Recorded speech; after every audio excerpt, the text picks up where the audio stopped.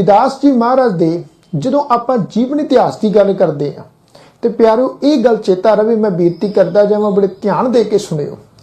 बाबा रविदास जी महाराज दे जीवन इतिहास के बाबत इतिहासक स्रोतां दे विच मौजूदा इतिहासक स्रोतां दे विच बहुता उन्हां दे जीवन का वेरवा नहीं जे प्राप्त होंदा, ते जितना भी उन्हां दे जीवन दे बारे वेरवा प्राप्त हुंदा है वक्खो वखरे विद्वानां दे विच उस वेरवे नूं लैके आपस विच मतभेद पाई जांदी है जी। इहदा एक वड्डा कारण पता की है जी? इहदा एक वड्डा कारण यह है, जदों हिंदुस्तान की धरती ते धन धन बाबा रविदास जी महाराज का आगमन होया, उन्हां दा प्रकाश होया ना जी, उस दिन इतिहास नूं लिखण वाली कलम जिहड़ी सी, धर्म ग्रंथां नूं लिखण वाली जिहड़ी कलम सी, वो कलम सी ब्राह्मण दे हत्थ दे विच। ते प्यारे गल चेता रवे, ये जिहड़ा ब्राह्मण सी ना जी, ये बड़ा चलाक किस्म दा आदमी सी। देखो इस ब्राह्मण ने हिंदुस्तान दे समाज नूं 4 वर्णां दे विच वंड के रख दिता, ब्राह्मण, खत्री, वैश्य अते शूद्र। अते हुण इस ब्राह्मण दी नज़र दे विच ते इस ब्राह्मण दे द्वारा लिखे हुए मनु सिमरती वर्गे धर्म ग्रंथां दी नज़र दे विच सब तो नीवा वर्ग शूद्र वर्ग गर्दानिया गया सी जी। शूद्र श्रेणी नूं सब तो नीवा करके गिनिया गया। अते जेड़ा मनुख शूद्र श्रेणी जां शूद्र वर्ग दे नाल संबंध रखदा सी जां शूद्र श्रेणी जां शूद्र वर्ग विच जन्म लैंदा सी, उस मनुख नूं परमात्मा जी दा, रब जी दा नाम जपण दा अधिकार नहीं सी। वो मनुख किसी भी मंदिर दे विच जाके, धर्मशाला विच जाके परमात्मा दे परथाए कोई पूजा प्रार्थना नहीं सी कर सकदा। ते जे कोई शूद्र मनुख, शूद्र श्रेणी विच जन्म लैण वाला मनुख परमात्मा जी दा नाम किते अपने कन्नां नाल सुन लैंदा, किते अपनी जुबान तो परमात्मा दा नाम लैण दी कोशिश करदा, ते ब्राह्मण ने हाकम नूं ये हुक्म दिता होया सी भी समय दा मौजूदा हाकम उस शूद्र मनुख दे कन्नां दे विच सिक्का ढाल के पा देवे अते उहदी जुबान कट देवे जिस जुबान दे नाल उन्हें परमात्मा दा नाम उच्चारण कीता है। हुण ऐसे ऐसे सख्त कायदे कानून जिहड़े सन प्यारे उस ब्राह्मण ने हिंदुस्तान दे समाज विच बनाए हुए सी। जिहड़े बनाए हुए कायदे कानून मैं बेनती करा अज भी इस हिंदुस्तान दे समाज विच पाई जांदे है जी। ते सच्ची गल प्यारे हुण तुसां भी जाणदे हो, मैं भी जाणदा वां, जो धन धन बाबा रविदास जी महाराज ने उन्हां दा जिहड़ा जन्म है वो चमार जाति विच होया। मैं हालांकि ये बेनती करदा जावां, आपां गुरु घर दे विच बैठे हैं, गुरु घर दे विच जात पात नूं मानता नहीं आ, बल्कि गुरु ग्रंथ साहिब महाराज जी दी चरण छन विच जिहड़ा भी मनुख हुंदा है वो आउण वाले मनुख तो कदी उहदी जात नहीं जे पुछी जांदी कि भी वो किस जाति दे नाल संबंध रखण वाला है। ते गुरु ग्रंथ साहिब महाराज जी दी बाणी ते बल्कि सारी मनुखता नूं एक सर्व साझा उपदेश दृढ़ कराउंदी है। अवले अल्लाह नूर ही उपाया, कुदरत के सब बंदे, एक नूर ते सब जग उपजिया, कौन भले को मंदे। गुरु ग्रंथ साहिब महाराज जी दी बाणी दे बोल आ प्यारियो भी एक पिता एकस के हम बारक, तू मेरा गुरहाई। गुरु ग्रंथ साहिब महाराज जी दी बाणी दा ही ये बोल है भी सबे सांझी वाल सदाइन, तू किसे ना दिसे बारा जियो। गुरु ग्रंथ साहिब महाराज जी जिहड़े आ वो किसी जात नूं विशेष करके नहीं जे मानता दिंदे। इत्थे कोई भी होवे महाराज दी नज़र विच आपां सारे प्यारिओ एक समान आ। ते जेड़ा मनुख गुरु घर विच आके अपनी जात दा हंकार करे ते महाराज गुरु अमरदास साहब कहंदे आ भी जात का गर्भ ना कर मूर्ख गवारा, इस गर्भ ते चले बहुत विकारा। गुरु नानक महाराज जी उस मनुख नूं जिहड़ा जात दा हंकार करेगा मनुख नूं ये हदायत देंदे आ भी आगे जात ना जोर है, आगे जियो नवे। महाराज कहंदे आ भी ए मनुख एक गल चेता रख, जात दा कदी हंकार नहीं करना चाहिए। जेड़े मनुख जात दा हंकार करदे आ ना जी, गुरु अमरदास महाराज दी नज़र विच मनुख मूर्ख गिने जाते आ। आखो सतनाम श्री वाहिगुरु। बेशक ते प्यारिओ धन धन बाबा रविदास जी महाराज दा जिहड़ा जन्म है, उन्हां दा जो प्रकाश है वो चमार जाति विच होया है। पर चमार जाति विच जन्म लैण करके बाबा रविदास जी चमार नहीं हन। हालांकि बाबा रविदास जी महाराज ने अपनी जात नूं लैके कदी भी अपने मन विच हीन भावना पैदा नहीं होण दित्ती, कदी अपने मन विच गिलानी नहीं पैदा होण दित्ती भी मैं ਵੀ ਮੈਂ ਚਮਾਰ ਜਾਤੀ ਦੇ ਵਿੱਚੋਂ ਆ। ਜਦੋਂ ਵੀ ਬਾਬਾ ਰਵਿਦਾਸ ਜੀ ਮਹਾਰਾਜ ਦੀ ਜਾਤ ਦੀ ਗੱਲ ਚੱਲੀ ਤੇ ਬਾਬਾ ਰਵਿਦਾਸ ਜੀ ਦੀ ਪਿਆਰਿਓ ਬਾਣੀ ਤੁਸੀਂ ਪੜ੍ਹ ਕੇ ਵੇਖ ਲਓ। ਬਾਬਾ ਰਵਿਦਾਸ ਜੀ ਆਪਣੀ ਬਾਣੀ ਦੇ ਵਿੱਚ ਡੰਕੇ ਦੀ ਚੋਟ ਦੇ ਨਾਲ ਇਹ ਗੱਲ ਕਹਿੰਦੇ ਆ ਵੀ ਉਹ ਰਵਿਦਾਸ ਖਲਾਸ ਚਮਾਰਾ ਜੋ ਹਮ ਸ਼ਹਿਰੀ ਸੋ ਮੀਤ ਹਮਾਰਾ। ਬਾਬਾ ਰਵਿਦਾਸ ਜੀ ਕਹਿੰਦੇ ਆ ਵੀ ਨਾਗਰ ਜਨਾ ਮੇਰੀ ਜਾਤ ਵਿਖਿਆਤ ਚਮਾਰੰਗ ਰਿਦੇ ਰਾਮ ਗੋਬਿੰਦ ਗੁਣ ਸਾਰੰਗ। ਬਾਬਾ ਜੀ ਤਾਂ ਕਹਿੰਦੇ ਆ ਵੀ ਮੇਰੀ ਜਾਤ ਕੁੱਟ ਬਾਂਡਲਾ ਢੋਰ ਢਵੰਤਾ ਨਿਤੈ ਬਨਾਰਸੀ ਆਸ ਪਾਸਾ। ਮੇਰੇ ਕਹਿਣ ਤੋਂ ਭਾਵ ਕਿ ਪਿਆਰਿਓ ਬਾਬਾ ਰਵਿਦਾਸ ਜੀ ਮਹਾਰਾਜ ਨੇ ਕਦੀ ਜਾਤ ਨੂੰ ਲੈ ਕੇ ਆਪਣੇ ਮਨ ਵਿੱਚ ਹੀਨ ਭਾਵਨਾ ਨਹੀਂ ਪੈਦਾ ਹੋਣ ਦਿੱਤੀ ਤੇ ਜਿਹੜੇ ਮਨੁੱਖ ਬਾਬਾ ਰਵਿਦਾਸ ਜੀ ਮਹਾਰਾਜ ਦੇ ਮੁਰੀਦ ਬਣੇ, ਸ਼ਰਧਾਲੂ ਬਣੇ, ਉਹਨਾਂ ਮਨੁੱਖਾਂ ਦੇ ਮਨ ਵਿੱਚ ਵੀ ਬਾਬਾ ਜੀ ਨੇ ਕਦੀ ਹੀਨ ਭਾਵਨਾ ਨਹੀਂ ਪੈਦਾ ਹੋਣ ਦਿੱਤੀ। ਪਿਆਰਿਓ ਭਗਤ ਕਬੀਰ ਸਾਹਿਬ ਜੀ ਦੀ ਤੁਸੀਂ ਬਾਣੀ ਪੜ੍ਹਦੇ ਹੋ ਨਾ ਜੀ। ਹੁਣ ਦੇਖੋ ਭਗਤ ਕਬੀਰ ਸਾਹਿਬ ਜੁਲਾਹਾ ਜਾਤੀ ਵਿੱਚੋਂ ਸੀ। ਹੁਣ ਬ੍ਰਾਹਮਣ ਦੀ ਨਜ਼ਰ ਵਿੱਚ ਤਾਂ ਬਾਬਾ ਕਬੀਰ ਸਾਹਿਬ, ਭਗਤ ਕਬੀਰ ਸਾਹਿਬ ਜੀ ਉਹ ਨੀਵੀਂ ਜਾਤੀ ਵਿੱਚੋਂ ਆ। ਪਰ ਬਾਬਾ ਕਬੀਰ ਸਾਹਿਬ ਪਤਾ ਕੀ ਕਹਿੰਦੇ ਆ ਜੀ? ਬਾਬਾ ਕਬੀਰ ਸਾਹਿਬ ਕਹਿੰਦੇ ਨੇ ਕਬੀਰ ਮੇਰੀ ਜਾਤ ਕੋ ਸਭ ਕੋ ਹਸਨੇ ਹਾਰ ਬਲਿਹਾਰੀ ਇਸ ਜਾਤ ਕੋ ਜਹ ਜਪਿਓ ਸਿਰਜਨਹਾਰ। ਦੇਖੋ ਪਿਆਰਿਓ ਬਾਬਾ ਕਬੀਰ ਸਾਹਿਬ ਕਹਿੰਦੇ ਆ ਵੀ ਮੈਨੂੰ ਆਪਣੀ ਜਾਤ ਨੂੰ ਲੈ ਕੇ ਕੋਈ ਹੀਨ ਭਾਵਨਾ ਨਹੀਂ ਆ।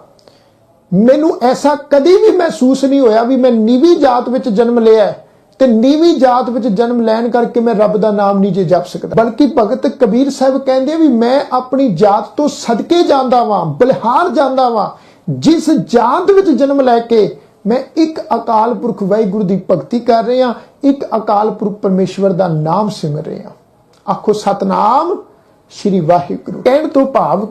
ਮੇਰੇ ਕਹਿਣ ਤੋਂ ਭਾਵ ਇਹੀ ਆ ਜੇ ਪਿਆਰਿਓ ਅੱਜ ਬਾਬਾ ਰਵਿਦਾਸ ਮਹਾਰਾਜ ਦਾ ਜੀਵਨ ਇਤਿਹਾਸ ਦਾ ਬਹੁਤਾ ਵੇਰਵਾ ਇਤਿਹਾਸਕ ਸਰੋਤਾਂ ਵਿੱਚ ਸਾਨੂੰ ਪੜ੍ਹਨ ਨੂੰ ਨਹੀਂ ਨਾ ਜੇ ਮਿਲਦਾ ਤੇ ਇਹਦੇ ਪਿੱਛੇ ਇੱਕ ਵੱਡਾ ਕਾਰਨ ਇਹੀ ਆ ਕਿ ਉਸ ਸਮੇਂ ਦਾ ਮੌਜੂਦਾ ਧਾਰਮਿਕ ਆਗੂ ਬ੍ਰਾਹਮਣ ਇਹ ਗੱਲ ਕਦੀ ਨਹੀਂ ਸੀ ਚਾਹੁੰਦਾ ਕਿ ਵੀ ਬਾਬਾ ਰਵਿਦਾਸ ਮਹਾਰਾਜ ਜੋ ਉਹਨਾਂ ਦੇ ਮੁਤਾਬਕ ਜਿਨ੍ਹਾਂ ਨੇ ਚਮਾਰ ਜਾਤੀ ਦੇ ਵਿੱਚ ਪ੍ਰਕਾਸ਼ ਧਾਰਨ ਕੀਤਾ ਤੇ ਚਮਾਰ ਜਾਤੀ ਦੇ ਵਿੱਚ ਪ੍ਰਕਾਸ਼ ਲੈਣ ਵਾਲੇ, ਜਨਮ ਲੈਣ ਵਾਲੇ ਬਾਬਾ ਰਵਿਦਾਸ ਮਹਾਰਾਜ ਦੀ ਮਹਿਮਾ ਜਿਹੜੀ ਹੈ ਉਹ ਲੋਕਾਂ ਦੇ ਵਿੱਚ ਵਧੇ ਫੁੱਲੇ, ਉਹ ਲੋਕਾਂ ਵਿੱਚ ਫੈਲੇ ਤੇ ਦੁਨੀਆ ਦੇ ਲੋਕ ਬਾਬਾ ਰਵਿਦਾਸ ਮਹਾਰਾਜ ਦੇ ਚਰਨਾਂ ਦੇ ਮੁਰੀਦ ਬਣਨ, ਉਹਨਾਂ ਦੇ ਸ਼ਰਧਾਲੂ ਬਣਨ।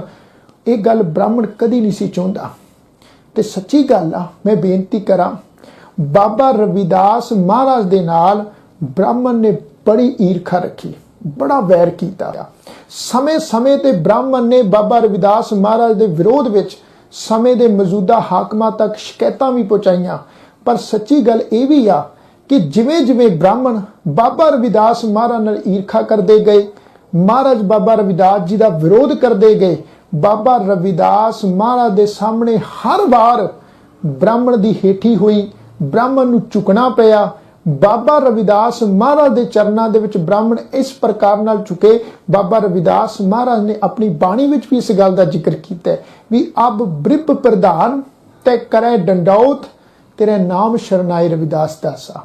ਕਿ ਐ ਮੇਰੇ ਰੱਬ ਜੀ ਇਹ ਤਾਂ ਤੇਰੇ ਨਾਮ ਦੀ ਕਰਾਮਾਤ ਹੈ, ਇਹ ਤੇਰੇ ਨਾਮ ਦੀ ਵਡਿਆਈ ਆ। ਜਿਹੜੇ ਬ੍ਰਾਹਮਣ ਕੱਲ ਤੀਕਰ ਰਵਿਦਾਸ ਨੂੰ ਚਮਾਰ ਕਹਿ ਕੇ ਸ਼ੂਦਰ ਕਹਿ ਕੇ ਭੰਡਦੇ ਸਨ, ਅੱਜ ਉਹੀ ਬ੍ਰਾਹਮਣ ਬਾਬਾ ਰਵਿਦਾਸ ਮਹਾਰਾਜ ਦੇ ਚਰਨਾਂ ਵਿੱਚ ਝੁਕੇ ਹੋਏ ਆ।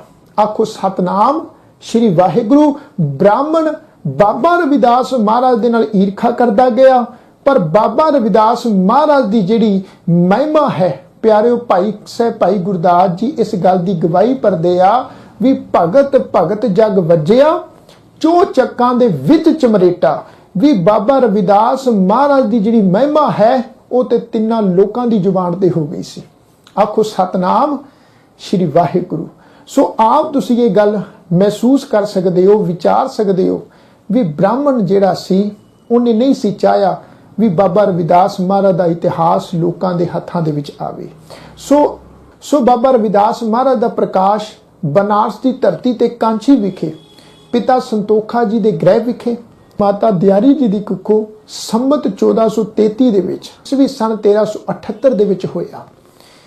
ਬਾਬਾ ਰਵਿਦਾਸ ਮਹਾਰਾਜ ਜੀ ਦੀ ਜੋ ਧਰਮ ਸੁਪਤਨੀ ਸੀ ਉਹਦਾ ਨਾਮ ਸੀ ਸਤਿਕਾਰਯੋਗ ਮਾਤਾ ਲੋਨਾ ਜੀ, ਬੀਬੀ ਲੋਨਾ ਜੀ।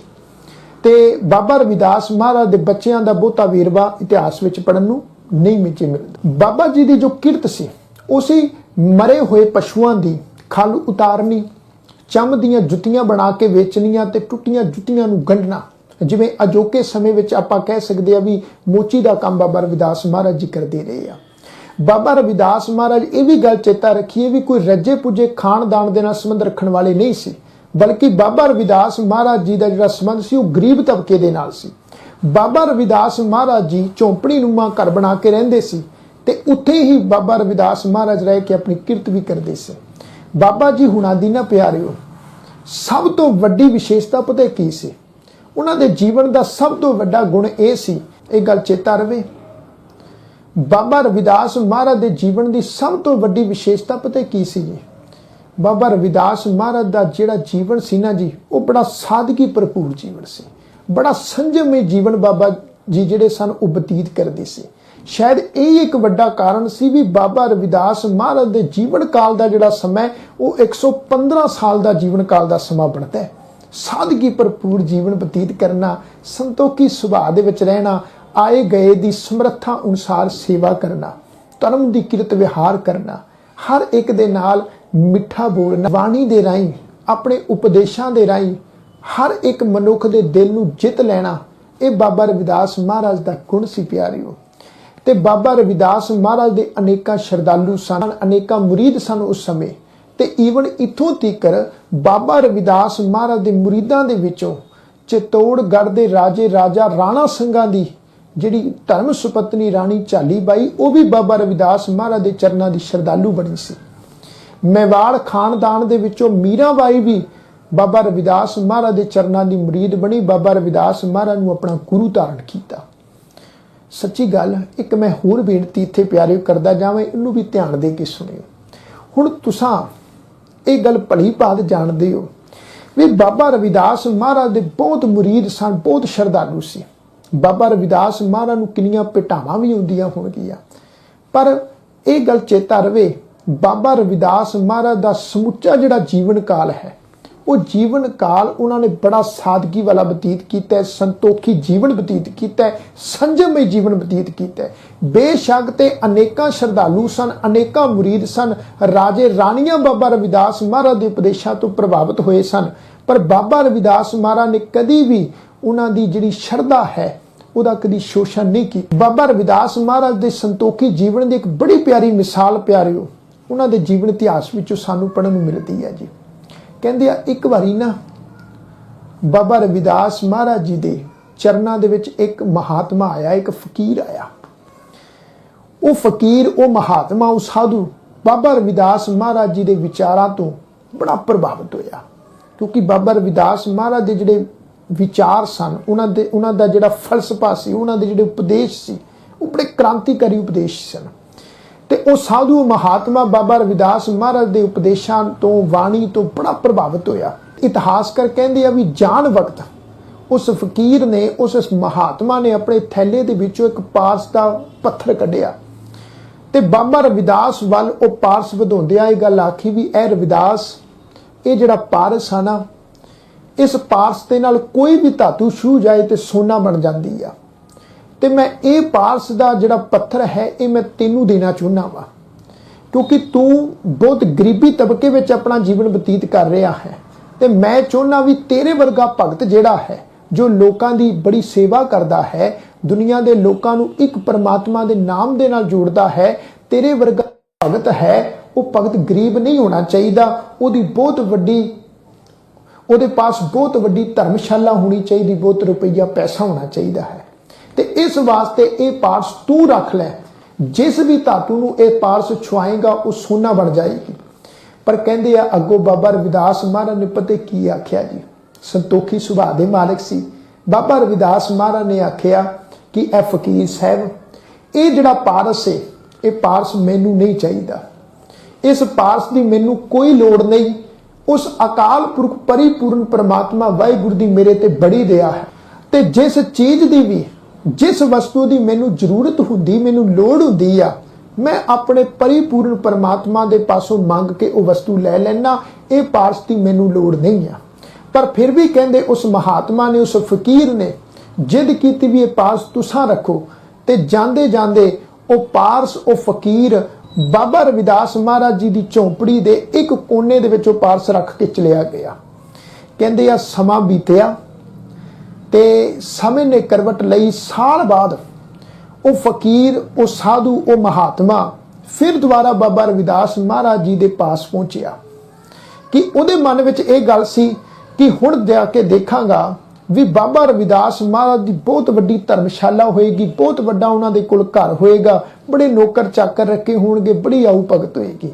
पर कहंदे जदों उस फकीर ने बाबा रविदास महाराज के पास जाके देखिया ते बाबा रविदास महाराज पहले की तरह अपनी किरत कर रहे सन। उही जो टुटियां जुत्तियां गंढण की किरत जां चंम दीयां जुत्तियां बना के बेचण की किरत, जो उसे प्रकार दे नाल उन्हां दी पहले की तरह झोपड़ी बनी हुई सी। रविदास महाराज के पास जाके उस फकीर ने यह गल आखी भी मैं अज तो साल पहला तुहाडे कोल आया सी ते तुहानू एक पारस का पत्थर दे के गया सी, ते मैनू दसो भला वो पारस का पत्थर कित्थे आ, मैं तुहानू दे के गया सा। ते कहंदे अगो बाबा रविदास महाराज ने आख्या भी ए फकीर साहब, ऐसा महात्मा जी, वो पारस का पत्थर जो तुसां दे के गए सी, जिस जगह रख के गए सी उस जगह ही देख लो, वो पारस का पत्थर तुहानू उथों ही मिल जाएगा। ते कहंदे जदों फकीर ने उस जगह देखिया झोंपड़ी दे उस कोने दे विच जिथे वो पत्थर रख के गया सी प्यारिओ, ते वो पत्थर उत्थे ही पिया होया सी। बाबा रविदास महाराज ने उस पत्थर नू हथ भी नहीं सी लाया। ये गल वेख के वो फकीर, वो महात्मा बाबा रविदास जी के चरणों का मुरीद हो गया, श्रद्धालु बन गया। सो मेरे कहण तो भाव कि भी बाबा रविदास महाराज जी जिहड़े सी प्यारिओ इन्नी संतोखी बिरती दे मालिक सन। अज दे मौजूदा समय दे विच अजोके डेरेदार बाबियां वांगू अपने चरणों के मुरीद बने हुए, चरणों के श्रद्धालु बने हुए लोगों की श्रद्धा का शोषण नहीं सन करते, ऐशमय जीवन नहीं सी जींदे, ऐश प्रस्ती वाला जीवन नहीं सी जींदे। अपने उपदेशों नाल, अपनी वाणी नाल हर एक दा दिल मोह लैंदे सन, मंत्र मुग्ध कर लेंदे सन।